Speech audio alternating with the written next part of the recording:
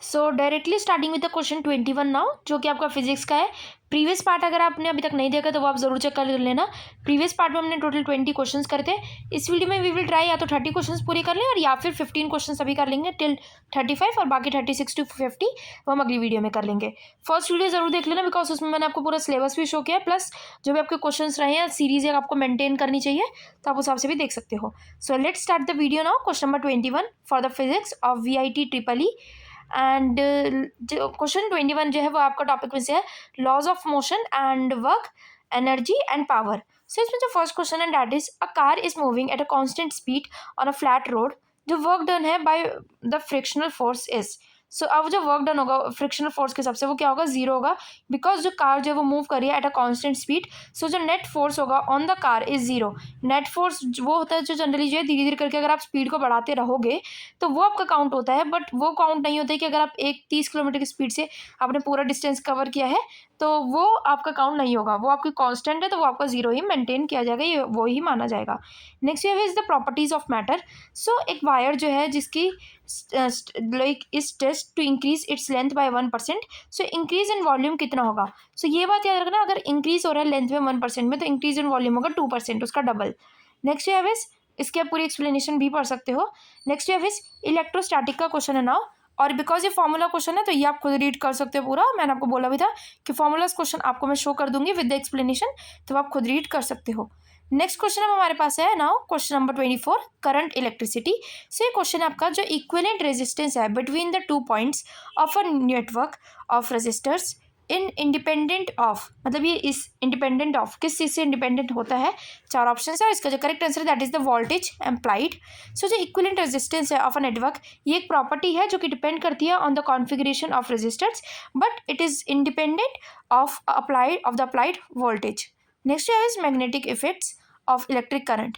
सो question आपका है the magnetic field or the current of a like, हाँ, so magnetic field जो है at the centre of a current carrying circular loop is directly proportional to, तो directly proportional ये होता है to the current in the loop. Next question now we have is electromagnetic induction and alternating current.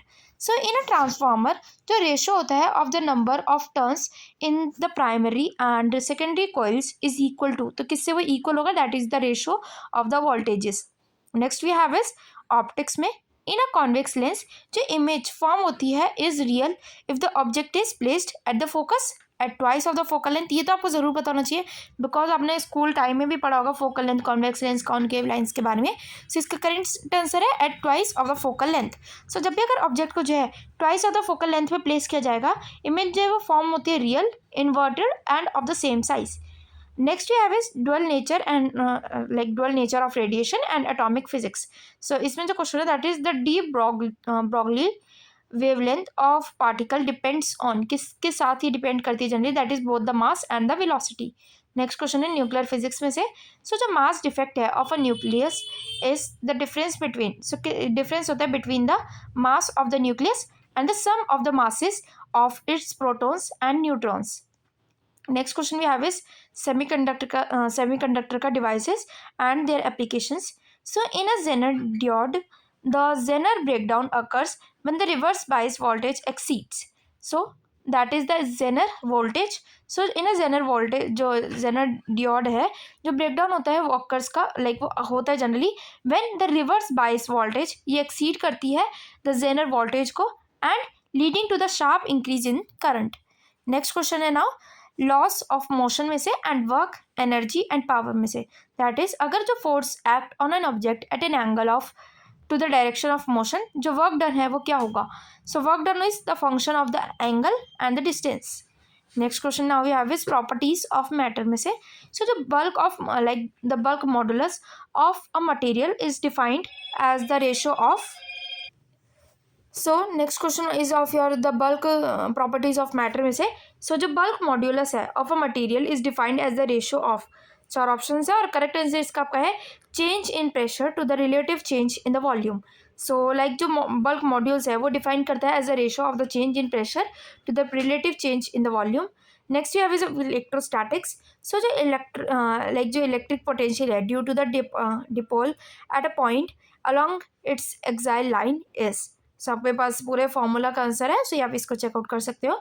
Next question है question number 34 current electricity में से, that is in a Wheatstone bridge. So जो bridge जो है is balanced when, वो कब balanced होता है, जब, चार ऑप्शन है और करेक्ट आंसर है जब जो रेशियो जो है of resistances in one arm is equal to the ratio of the resistances in the opposite arm.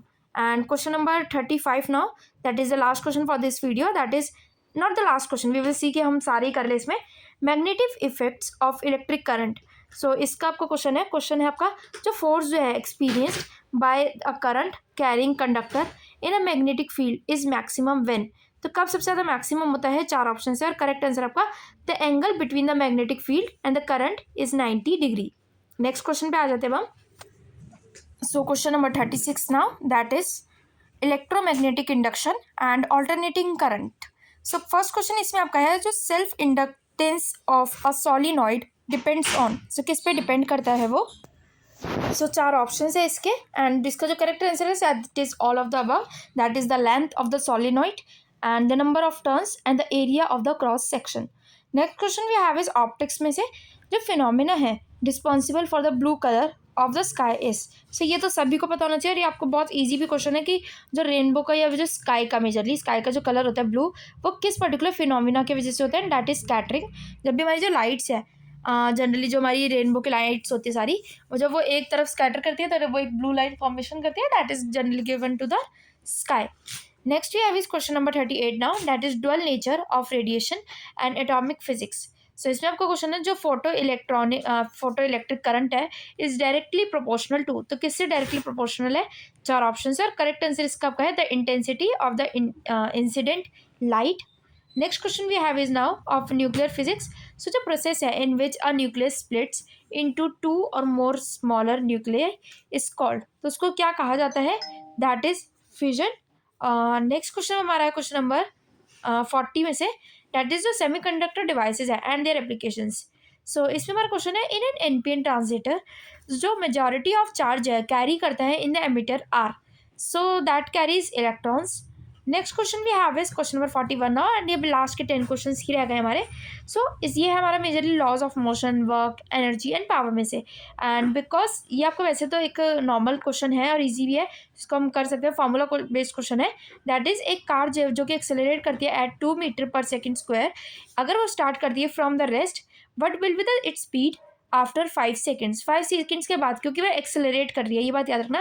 पहले अगर सेकेंड में अगर वो 2 मीटर पर सेकेंड स्क्वायर पे है, तो दूसरे पे वो 4 मीटर पर सेकेंड स्क्वायर पे होगी। तो इन्होंने बोला है 5 सेकेंड्स बाद कितने पे होगी, and that the answer will be 10 metre per second, because हर सेकेंड में वो 2 मीटर के हिसाब से बढ़ रही है, 2 मीटर के हिसाब से उसकी स्पीड बढ़ रही है और वो एक्सेलरेट कर रही है। अगर वो रेस्ट पे होती है, अगर वो कांस्टेंट होती है, तो आपके 2 मीटर ही रहेगी 5 सेकेंड के बाद भी।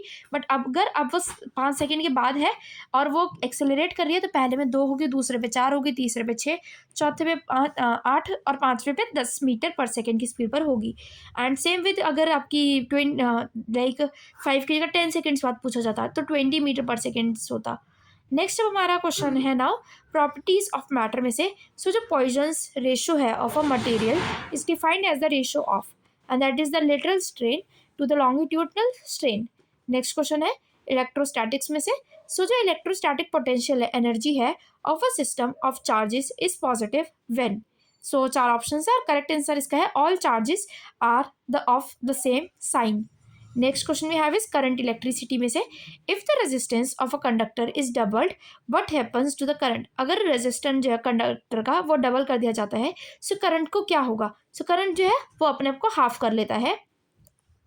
Next we have is magnetic effects of electric current.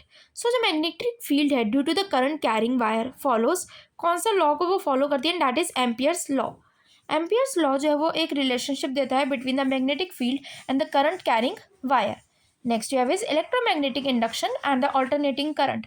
So question है, जो रिएक्टेंस है of an inductor increases when, कब ये इंक्रीज करता है, when increasing frequency. Next question है ऑप्टिक्स में से, जो फोकल लेंथ है of a concave mirror is negative when the images. So जब जो इमेज जो है वो क्या होगी, दैट विल बी और चार ऑप्शन है, correct answer is virtual. Next question पे हम आ जाते हैं directly, that is your dual nature of radiation and atomic physics. So जो थ्रेशोल्ड है frequency for photo electric emission depends on, so वो किस पे डिपेंड करेगा, and that is your material of the surface. Next question में आ जाते हैं न्यूक्लियर फिजिक्स का। सो बिकॉज ये क्वेश्चन आपको थोड़ा सा फॉर्मूला भेज दिया तो आप इसका पूरा क्वेश्चन देख सकते हो, और इसका आंसर भी मैं आपको शो कर दिया है, आप खुद भी रीड आउट कर सकते हो और इसको पढ़ सकते हो। लास्ट क्वेश्चन भी हैव इज, और लास्ट क्वेश्चन का आंसर तो आपको खुद ही देना पड़ेगा कमेंट्स में, that is of semiconductor devices and their application. So अगर एक एलईडी है, इन एन एलईडी जो एनर्जी जो रिलीज होती है during the recombination of electrons and holes is emitted as, so वो किस चीज़ से एमिट करती है, चार ऑप्शन है। करेक्ट आंसर आपको इसमें बताना है, बिकॉज बहुत इजी आंसर भी है तो आपको ही पता ही होना चाहिए, और कमेंट्स में आप मुझे इसका आंसर बताने वाले हो। इसी के साथ करते हैं आज की वीडियो का एंड, मिलता है अगली वीडियो में। अगर आपको आज की वीडियो इन्फॉर्मेटिव और हेल्पफुल लगी तो वीडियो को लाइक कर देना, चैनल को कर लेना सब्सक्राइब, एंड कोई भी क्वेरी होती है तो आप कमेंट्स में पूछ सकते हैं। तब तक के लिए stay safe and thanks for watching, bye bye.